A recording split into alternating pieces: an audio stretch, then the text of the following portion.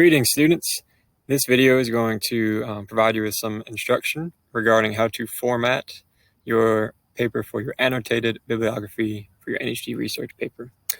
All right, so first thing that you're going to do is you're either going to open the template provided by your English teacher in Google Classroom, or you're going to open up a blank Google Doc. For the purpose of this presentation, we will use a blank Google Doc.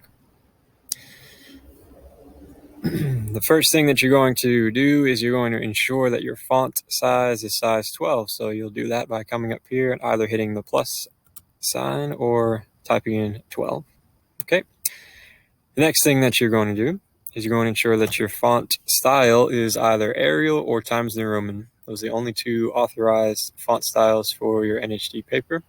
Please ensure that the entirety of your document is typed in one of those two fonts. So please do not switch fonts. Your title should not be a different font, nor should it be a different font size. So everything in your paper, including your annotated bibliography, should be either Times New Roman or Arial font and size 12.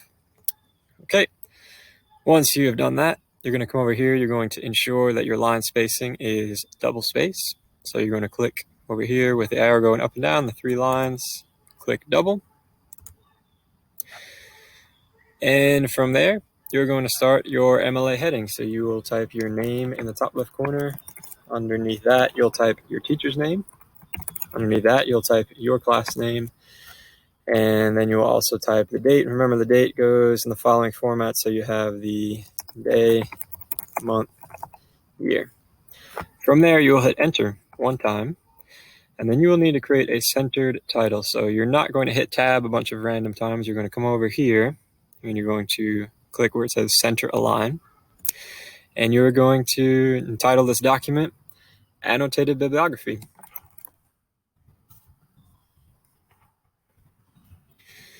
The reason for that is because an annotated bibliography is the proper name for a works cited page that contains annotations. Okay, and we'll cover what your annotations will include in a different video. From there, you're going to hit enter once, and then you will be able to begin your primary full citations, followed by your annotations, and your secondary source full citations, followed by your annotations. So to do that, you're going to create 2 sections, and they both have to be left aligned. So you're going to click left align, and you'll type primary sources. After that, you'll be able to list your full citations as well as your annotations in alphabetical order. Once you're done listing your primary sources in alphabetical order, you will create a section that says secondary sources, and you'll do the same thing. You'll just hit enter one time, and you will type secondary sources. Okay, and that is it. We will review how to create proper citations as well as annotations in a different video. If you have any questions or concerns, please contact your English teacher. Thank you.